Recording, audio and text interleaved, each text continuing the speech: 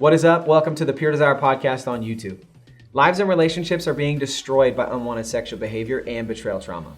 Our goal with this podcast is to have weekly conversations that give encouragement, experience, and expertise on how to take your life back from the effects of unwanted sexual behavior and betrayal. We sit down with Pure Desire staff, addiction and betrayal experts, and other voices in the recovery world to help you take back your life from the effects of unwanted sexual behavior.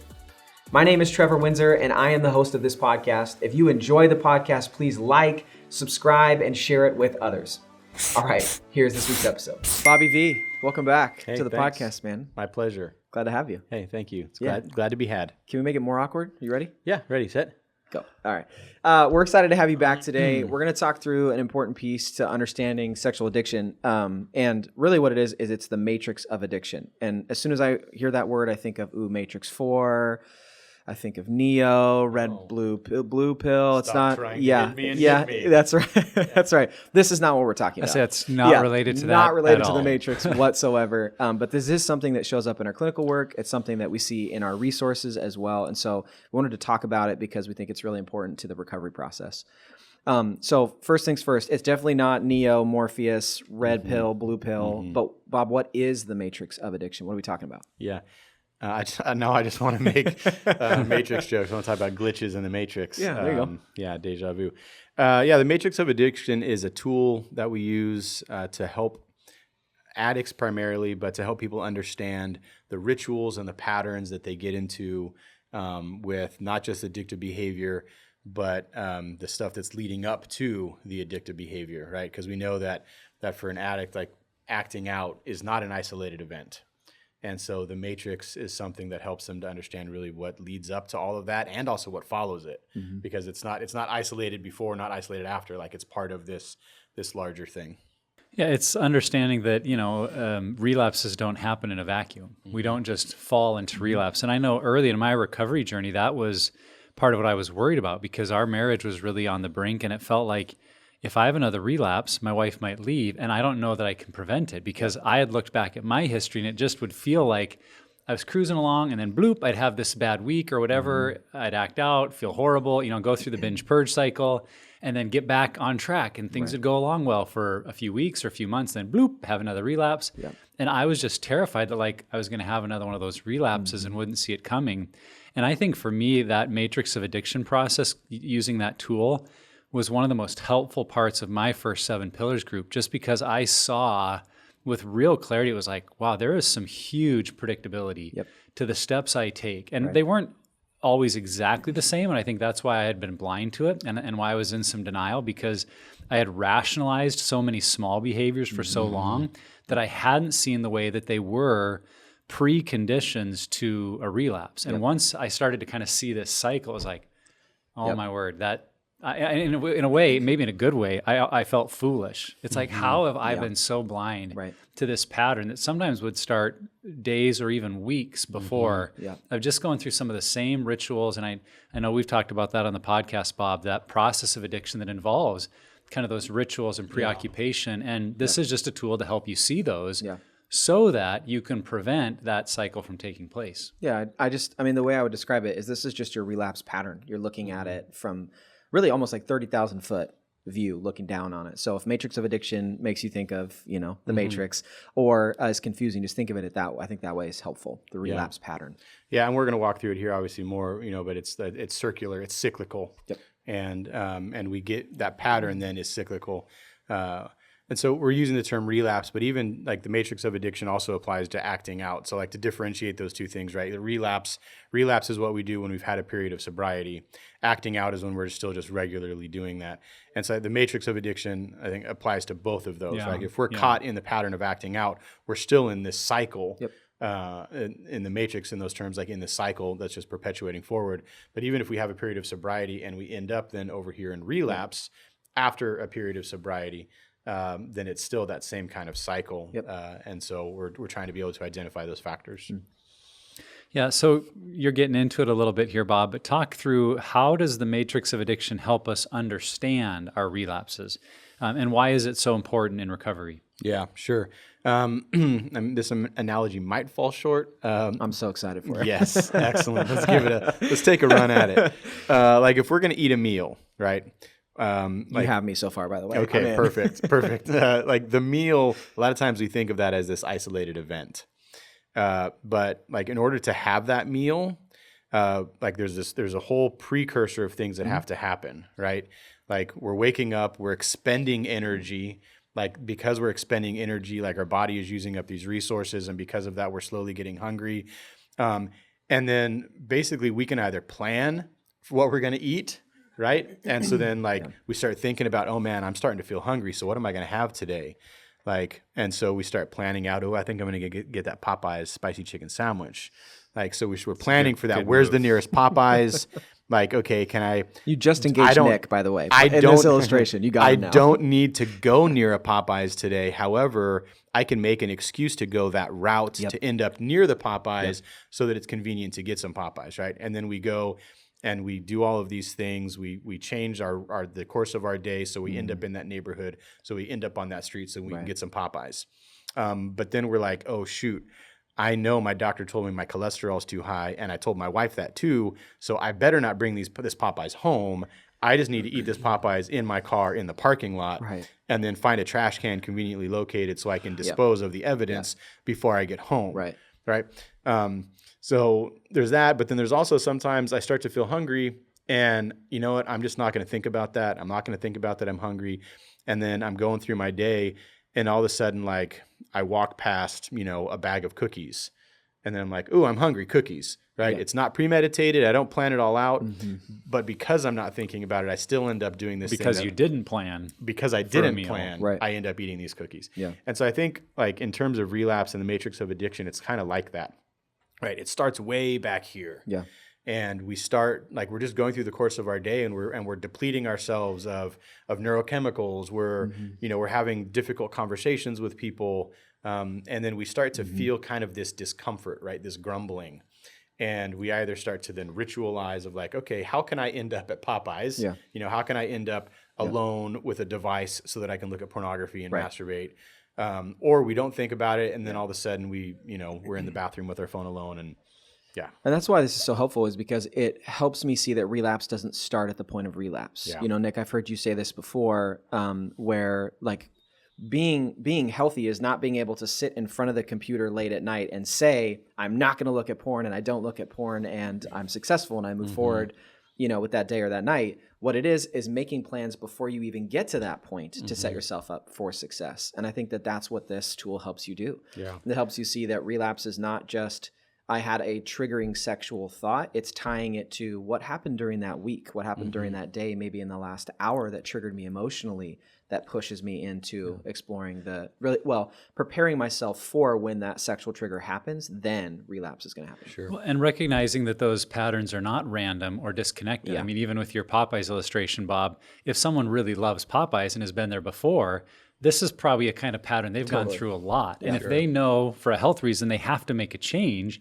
they're needing to expose their normal pattern and make a change. And so for most of us, though our matrix may be different, I think we all have, and using that illustration of desires or appetites is great, because we all have desires and appetites that over time, because of our history and past choices, we have developed ways of walking through those all the way to acting out with pornography and or masturbation.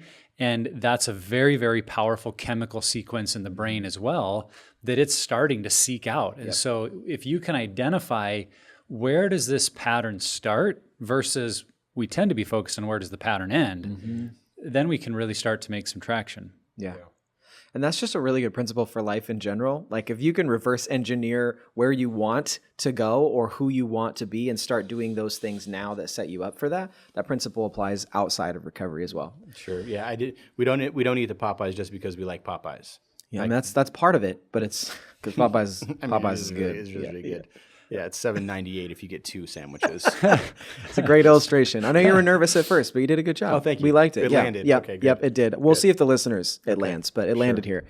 So the matrix of addiction includes a couple things as you kind of map it out. And the two things are actions and excuses. And that's what creates this cycle of our relapse pattern. So what are some examples of an action and then an excuse that basically perpetuates that relapse pattern? Yeah. So, I mean, things like that include isolation, right? So maybe an action is isolation. And so an excuse for that could be like, man, I've had a long day. I just need some time alone. I just need some me time. Yeah. Right. And so the excuse then is the action is I'm pulling away from people and I'm isolating. And it's like, yeah, but I deserve it. Yeah. Or I've been around a lot of people today, or, I've had like a long day of some justification with the kids of that. or sure. And then like another action could be like driving to some place that maybe it's not in your inner circle of like things acting out, but maybe it's in your middle circle of things that are dangerous, vulnerable kind of places. And so maybe the action is driving to this particular store, but the excuse is, oh well, we needed some new trash bag liners, or whatever it is. Yeah. And so you're going there, it's a dangerous place, that it's part of like a history of acting out. Yet I'm just going to find a reason to go do it and try and sell that to myself and others. As you were saying that, one of the things that in my pattern is, it wouldn't be like going out of my house to do something. It would be, I feel like I want to isolate, pull away, make that excuse, which then leads me to, HBO Max. I'll just pull that app up. Sure. And I know that there's a lot of stuff on there that's not healthy for me, but I really need some me time, and I want to watch some Sopranos. You know what I mean? And so I get into that. And the excuse is, well, it's safe. I'm not watching pornography. I'm, like the door is open. My wife knows I'm in here, whatever. And we make those excuses. Yeah. So I think a lot of people, it's not just go out and seek out maybe sex, prostitutes, whatever like that. It could just be even what you watch and consume. Sure. Well, and I think that's what's so valuable about this tool is it helps us see, where does our pattern start in very legitimate places in most regards. I mean, for me, patterns like procrastination, just needing a little bit of escape. And so being online, playing fantasy sports, or spending extra time at home alone, just in the name of getting a break. And those things in and of themselves aren't a problem. Right. It's the way it's connected to everything else. And so I also love the two pieces. That excuse portion was so illuminating for me. Because I think you start to see and hear the dialogue that you've maybe fed yourself so long, you aren't even aware of the excuses you're making. Yeah. The other thing I'd say about it for group members, and I know I was in this place, and I think a lot of group members are, early on, it can be hard to see the excuses for excuses because it doesn't feel like an excuse. Right. It seems legitimate. Yep. And so I will tell guys in groups, like, well, when you are procrastinating or making that plan, whatever it is, just write down what are the thoughts that are coming to mind. Yeah. Because even if you can't see it as an excuse right now, it's a justification. It's something you're telling yourself that makes this step okay. Yeah. Now, when we get all the way down to making a choice to view porn, the excuses are a little more obvious there. But in these early stages, when you're identifying those actions that don't seem wrong in and of themselves, I've just had a lot of people say, well, I don't make an excuse for that. It's like, well, what are the words you're telling yourself? Because that's really a huge key in seeing the pattern. Yeah. There's this magician TV show called the Carbonaro Effect. Yeah. And oh man, he does like this incredible stuff. There's one episode, sorry, I need to borrow your cup. Yeah, do it. And he's like, he's pretending to be a barista. And these people come in and they're ordering a drink, and he's pouring the coffee into a cup. And then he lets go of the cup. He's like, ow, he lets go of the cup, and the cup is still floating there while he's pouring the coffee in. He's like, ow. And then he grabs it and like hands it to the customer. And then the customers like look on their faces like, what just happened? And then he goes, well, the cup was hot. I had to let go of it. And they're like, no, but it was floating. He's like, well, yeah, it was hot. Yeah. I had to let go of it. Yeah, right. Like I had to let go of it. It was burning my hand. Like, I feel like that's some of what we do with the excuses. Yeah. Is like we jump from here to there. It's like, I'm tired. Yeah, of course. Like that's legitimate. That's valid. You're working hard. You're tired. Yeah. But then we jump over here to, so I deserve to isolate and withdraw from my family. Right. Like, and then we say, well, yeah, the cup was hot. Yeah. Like, yeah, I was tired. Yeah. So that's what I needed to do. Right. And so there's this denial, delusion, and blame mix of things where, like what you're saying, Nick, it's justifiable. Yeah. Like we're taking this valid thing. But then we're drawing this conclusion that for us seems like justified and inevitable and almost logical. The cup was hot. I had to let go of it. Yeah. Like I worked a long day. I had to isolate. Yeah. Like I went and played fantasy football and and disappeared because I had a long day. Right. Like as if these were the only options, right? And I think part of the matrix of addiction helps us to see kind of this denial, delusion, blame, these lines that we're drawing as for what they are. Yeah. Right. Yeah. That it's not Like, no, that was a magic trick. Right. Like, one thing for me, and I knew, and this tool helped me identify it, that I would start going on social media, which ironically was part of my job. And so it wasn't even I was making excuses to like be on it. It's that I would get on it for work with, Twitter and Instagram, Facebook, whatever. And then I would linger. And it's the lingering that I made excuses for. It's like, well, I already did what I needed to do. I scheduled the posts or whatever. But, and then and that's where it's like, well, I'm already on it. yeah. I deserve to take a 10-minute break, which let's be honest, 10 minutes turns into 30 minutes of just, the infinite scroll. Yeah. And so it's not even, I want to make that distinction because for me, sometimes it's a legitimate reason or like maybe that thing, maybe Popeyes is on your way to work every single day. And maybe you do need lunch. You do need lunch. Like they're all legitimate things, right? I mean, the fact that the cup was hot is a legitimate thing. Yes. And yeah, I mean, that's just great. I'm just thinking about that show. That show is so good. Yeah. Is it still on? I think so. Can we talk about it for? I'm just We kidding. can. Well, no, and honestly, like the thing that is so incredible about that show is that people buy those excuses. Yeah. They're like, okay, yeah, that makes sense then. You're right. I'll just grab this magic cup from you. The cup was hot, so you had to let go of it. Right. And in this matrix, like in the excuses that we use, like some of the gaslighting that we do in this, like other people do buy it. They're like, that's a little odd, but I guess that makes sense. Totally. I tell people, and maybe it's just me, but I think for a lot of us, look for when you're using the word just. Because I can use the word just to justify just about anything. Wow. Well, it's pastoral just, alliteration right there. I've used that in a lot of sermons. So only Justin that's were an here. oldie for me. But that idea, like it's just going to be a few minutes. It's just this one time. It's just a little bit. It's just for now. It's just because I'm tired. It's just...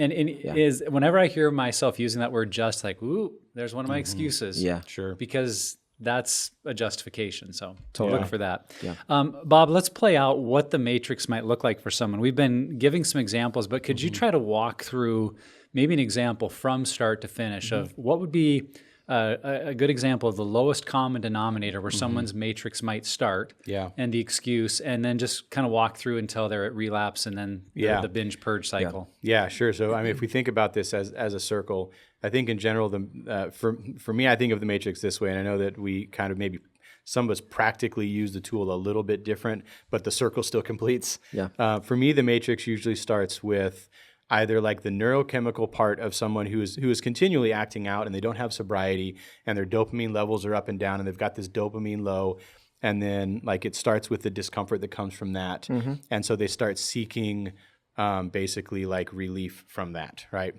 So it starts there. Or for the person that is not still caught in the relapse, in just constant acting out, and it's more of like this isolated relapse. Yeah. Then it's pain, fear, shame that's coming up in their life, and they're seeking to deal with that discomfort, right? But basically, like something's happening where they're starting to feel uncomfortable, and so they're looking for some way to deal with that. And so then it might start out where like they do go to do something legitimate, right? Like go onto social media to do some work, and they stay there just a little bit too long. And they start to get a little bit of that dopamine release because of that, right? But they haven't looked at any pornography. They haven't done anything that is right or wrong, right? But then from there, now they've kind of started this pattern to where now they start to they're starting to sexualize maybe people. Like they go out, to go to the grocery store. Now they realize they're sexualizing people in the grocery store as opposed to just getting the stuff that they need. And that sexualization then, as they leave the grocery store, now they're even feeling more of that kind of amped up. And so they think, oh, wow, what day is today? Oh, today's Tuesday. Okay, yeah, my wife's not home on Tuesday at this time because she's picking up the kids from school. Right. And so, I think I'm just going to go home and be able to relax a little bit, right, before she gets home. But then they get home and they get there and they're like, I'm just going to hop on whatever HBO, or I'm going to get back online and I saw something actually really interesting when I was on on Instagram earlier, and go back there. And then as they're doing that, then they start, oh, you know what? Like this person reminds me of that one particular actress that I like to fantasize about. And then that leads to I'm going to later on, I know my wife's coming home, but later on tonight, I'm going to find an excuse to go into the garage, and now they're thinking like about specifically acting out. They're planning it. I'm going to go to the garage later so that I can get on my phone because now I want to see if I can find nude pictures of that person, right? And so, and then it comes back, and then eventually they end up acting out, right? They end up on either sexualized material or pornography. Yep. You know, they end up at what their acting out relapse is. Yeah. Maybe it's sexting somebody, right? Or maybe but they end up at that acting out thing. Yeah. And then afterwards they feel bad about it. Yeah. Right? They feel shame about that. And now if this person, I think, has momentum in recovery, then after they do that, they're going to put into place the recovery action plan. They're going to make some phone calls. They're going to disclose to their spouse, right? They're going to do the healthy part of it.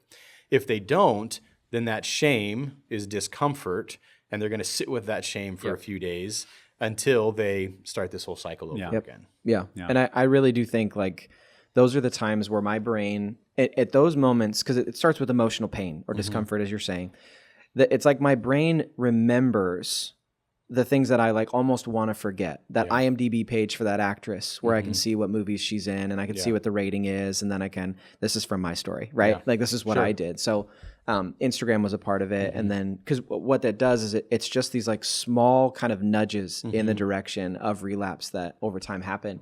But it's wild how quickly your brain can remember, oh, you know what, that one, I still have that DVD. You guys remember DVDs? I still have that DVD of that movie where she's in it. And I remember there's that sex scene. That one part. And even if you don't, because this is what I like what you were saying, even though I maybe don't go watch it right now, I've like tucked it away back and like put a blanket over and saying, I'll come back later to that thought. And then you do. Yeah. And I think even in what Bob just described, you could hear like at every stage, and if you've used the tool, we kind of set it up as a circle, and people always ask like, well, where do you start? And I always say wherever you want, like just pick a starting place and kind of make your way around. The starting point doesn't matter as much as that you're seeing the pattern. So what we see is that every stage of that pattern, there's actually an increase of the dopamine hit. It's re-engaging a little bit more of our, if we're stuck in acting out or if we're walking in some sobriety but have been addicted, we're getting deeper and deeper engaged. And I think the value is every person in acting out or addiction thinks they can control it right up until they can't. Yeah. And every step we're taking, we're losing more and more control. But if we've never really identified this matrix, we don't realize it until it is at that place like, oh, I did it again and now I'm out of control. And then we're realizing it. But that danger of how self-deceptive we can be, that no, I won't go too far this time. It'll just be this far, no more. And we do maybe walk away from it for a day or two, because I think that's what I would miss in my story. It's like, oh, I did, I only made it to phase 3 and so I'm okay. Right. But if I didn't do anything more to deal with it, in a sense, my brain was still on phase 3. Like I was there just, and then a few days later, maybe back at that site or going a little bit deeper and off it would go. And so I think we can just recognize that. Everyone thinks they can control it right up until they can't. Then the matrix becomes that clarity of, I don't want to start that system because I know where it leads and it's predictable. Yeah. And I think it's interesting too that this isn't something that just happens in a day or in an hour. This is something that could over like a 2-week span happen where something happens at work or something happens at home, and then that starts your cycle, and maybe you have those moments of like perceived victory that Nick, you're talking about. But then at the end of 2 weeks, you ended up relapsing. And so maybe your relapse pattern really is something like that. Yeah. And so I think it's important for people to know that this is not just a day or a week thing. This could be over an extended period of time. Yeah. Yeah. Some of the ways that help me think of it is like this matrix, like, if it's circular and we kind of like laid it out linearly, it's kind of like the faster scale moving down, right? Like the further down we get, the more momentum we have.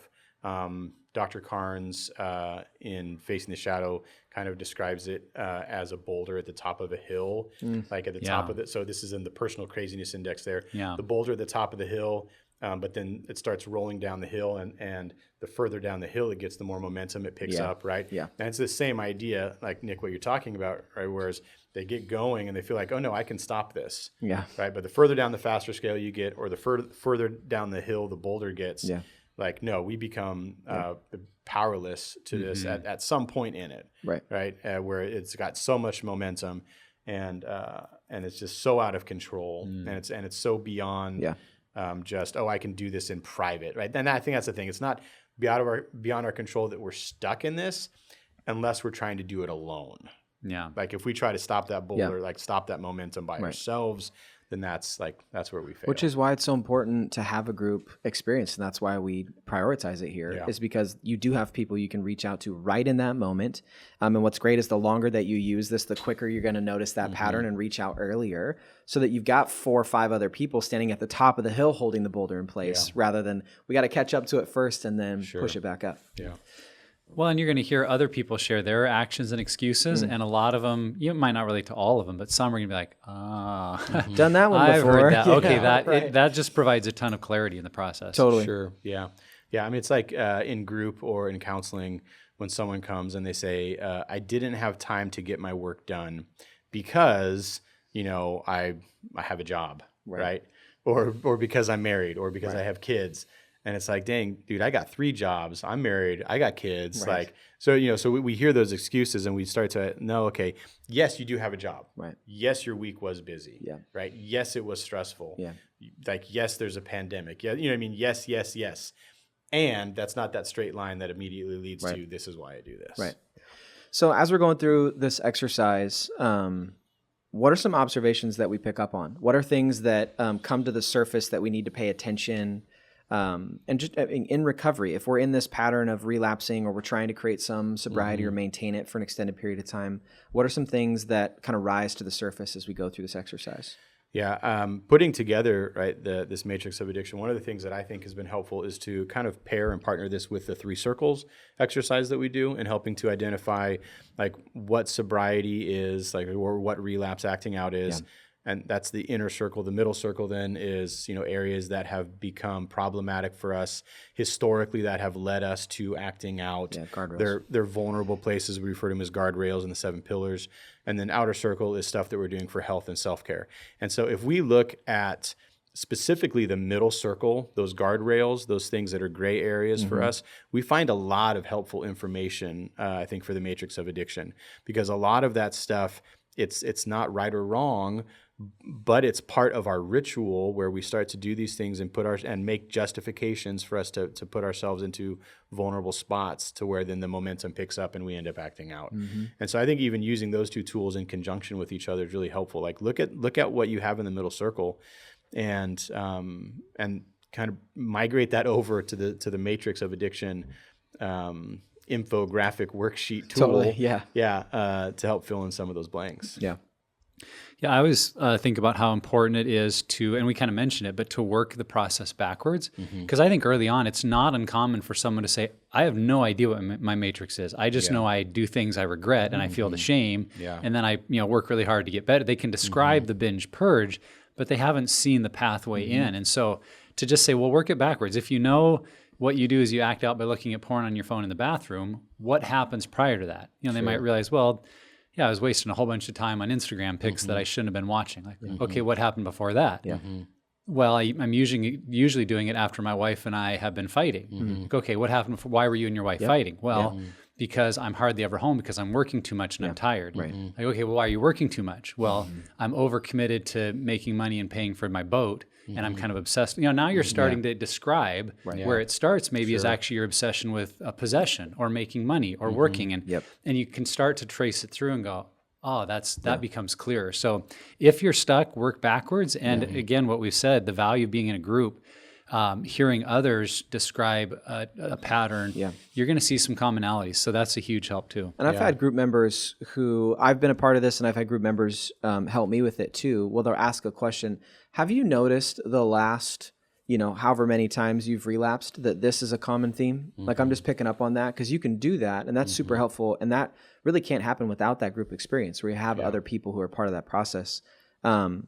I think for me, one of the things that really comes up in this is that I start to identify triggering situations that maybe I otherwise wouldn't think are. Yeah. Like, if I have this weekly meeting, and after every weekly meeting, I end up going into the bathroom with my phone and looking at Instagram, and then I know that that's part of my ritual, then that, to me, I need to start identifying what's happening in this weekly meeting every week that's triggering me.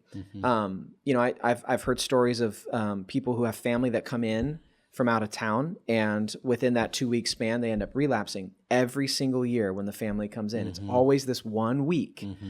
And, once you go through this exercise, you realize it's the emotions and the stuff I'm dealing with my family comes in preparation for them coming into town. And so I think that's the thing is maybe we don't always understand that emotional pain comes from situations. We're completely unaware, and that's what starts our pattern. Another thing too is identifying what devices or even places or scenarios I find myself in deeper down that matrix. And so maybe it is the bathroom, maybe it is my room, maybe it is in the car, maybe it's I'm parked at my house and I haven't gone in yet and I'm isolating by sitting out there. You start to identify places like that, but then also when do I struggle on my phone? And you can lead into a tech action plan at that point. You can get so many extensions off of that, but you start to identify the places and the things that you use, devices you use into relapse. When you mentioned using it in conjunction with other tools, and I think another one is the crash site analysis that is going to be a podcast really close to this one. Yeah. So go check that one out if you haven't yet. But seeing the way that maybe in one specific instance where you're getting really detailed with what was the setting, what was I feeling, what excuses was I making, and maybe looking at one, you can kind of step back and go, okay, well, this is what happened specifically this time. Yeah. But how often is that also what usually happens? So we can kind of use a specific crash site analysis to build the more common matrix and see what our patterns are. So that's another one you could look to use to kind of clarify what your matrix of addiction is. Because sometimes it's not even the situation, it's the emotions that I feel in that situation that are connected to another time, place that I've also felt that way. So maybe it's... I'm just thinking about any meeting for me, a huge trigger or a huge wound of mine growing up was feeling like I wasn't smart or intelligent. Yeah. So any moment that I'm in that, I feel that wound of not feeling smart enough, if I wasn't prepared or people ask questions I couldn't answer, whatever. And that can happen in a lot of different situations and scenarios in my life. Yeah. So they may be all different situations or contexts, but I'm still feeling the exact same emotional wound. And so I think this tool can also help us identify what those are as we've used it a number of times. Yeah, well, and all three of those that we just mentioned, whether it's like crash site analysis, the 3 circles, or the matrix, when we first sit down with those tools, I think you kind of referred to this earlier, Nick, is we look at that and we're like, I don't know these things, right? Yeah, right. And then so we do try and reverse engineer it. Have grace for yourself if at first you're like, I don't know what happened before this, right? The more we do these exercises, the more we begin to identify these things and the more easily we can piece stuff together, right? And even if you can put together a whole matrix of addiction, there's still nuances of that you'll end up identifying more of the more you do stuff. Yeah. I just recently put together for myself, like on certain days when I'm more like short-tempered with my kids, it's usually days where I've had a long counseling day and where I've been caring for other people all day. Right. And now doing good stuff, right? Yep. But now at the end of the day, like there's a little bit of like, but now who's going to care for me? Yeah. So if I walk into the house and my kids are, arguing or they just need help tying their shoes, right? It's like, no, who's going to help me tie my shoes? Yeah. Like, and so even that like was a real recent kind of observation for me to understand, oh wait, no, I do this because of this. And I hadn't really made that connection before. Yeah. Right. And so the more you use these tools, the more familiar you'll get with them and the more able you'll easily access kind of this information. But be gracious with yourself when you begin. You mentioned this, so I want to bring up another side of it too. I do feel there are times, and I'm not making a blanket statement for all men and all women, but there are times I've seen people use the I don't know phrase really as a way to block going there. Totally. That they haven't legitimately paused and thought and processed, because there's a part of all of us that doesn't want to. Yeah. We don't want to have to acknowledge the stupid things we've done and the bad choices. Yeah. Right. And sometimes a defense mechanism in our lives can be, I don't know. Yeah.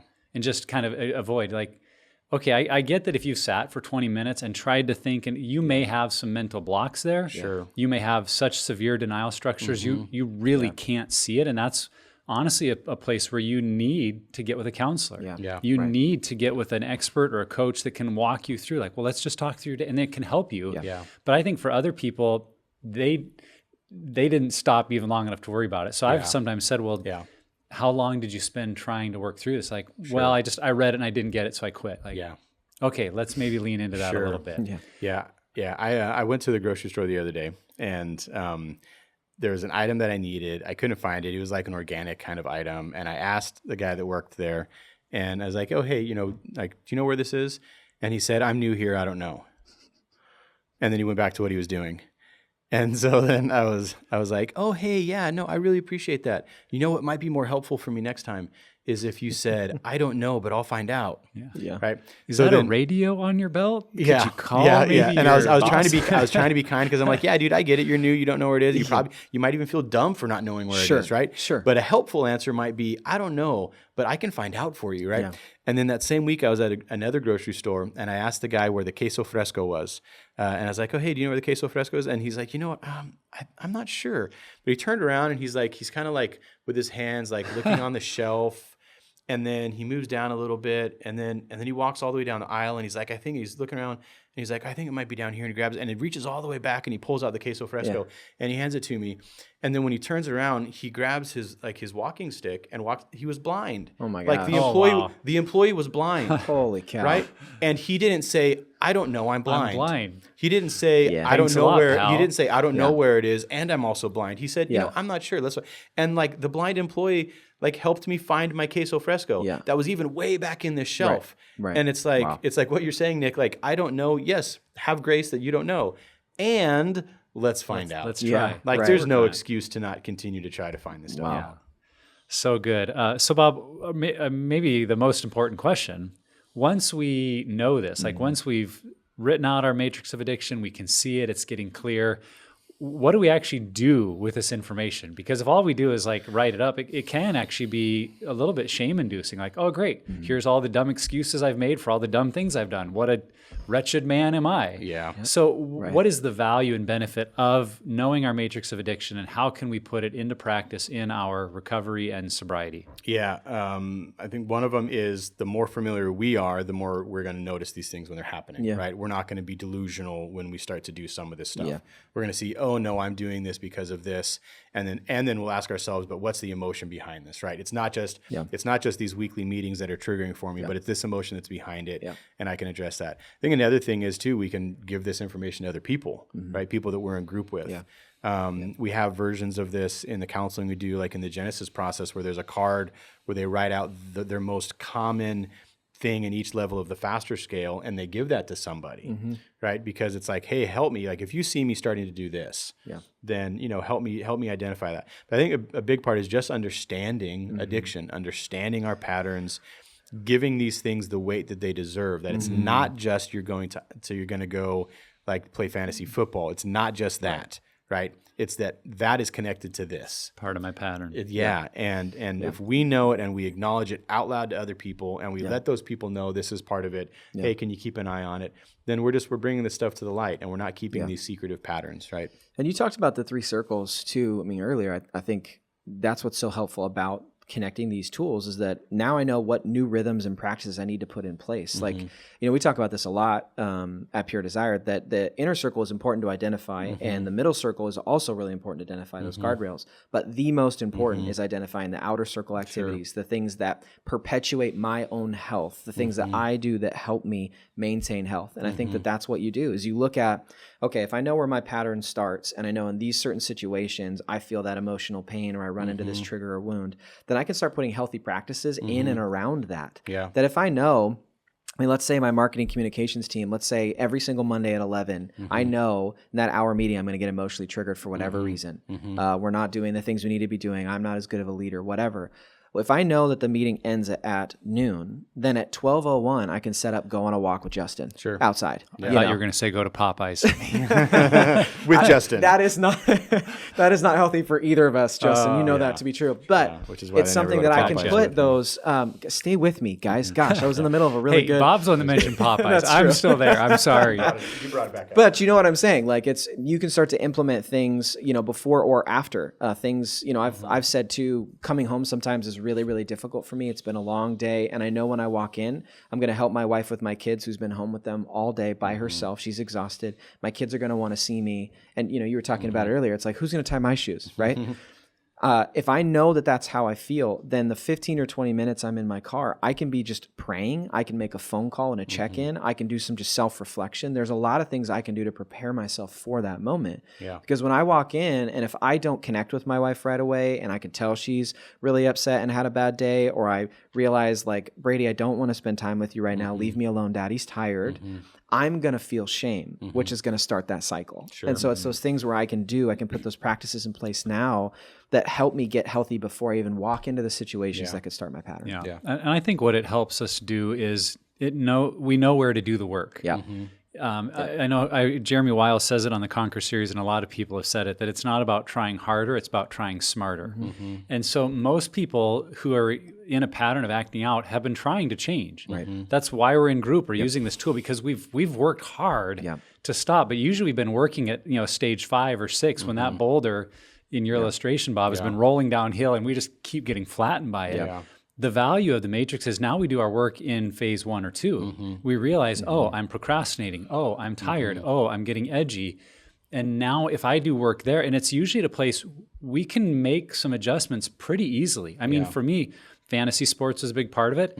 I missed not playing them, but it was pretty easy to stop playing fantasy sports and have a different plan. Right. That was way easier than being, 4 more steps down the road and being triggered and trying to avoid going to that old website. So I think that's what we're looking at, is once you see it, do the work at the beginning and put those healthy steps in place, because you're going to be successful. If you're not keeping the boulder from rolling downhill, you just realize that there's starting to be a little push on that boulder. You're like, whoa, I don't want to move this one. I'm going to go there instead. It's kind of that whole idea of the faster scale too. On the faster scale, the goal isn't just to get one step back. The goal is to see it and get off of it. And that's the same with the matrix. Is once we see it, we realize that's not going to be my pattern, so I'm not going to start it anymore. Yeah.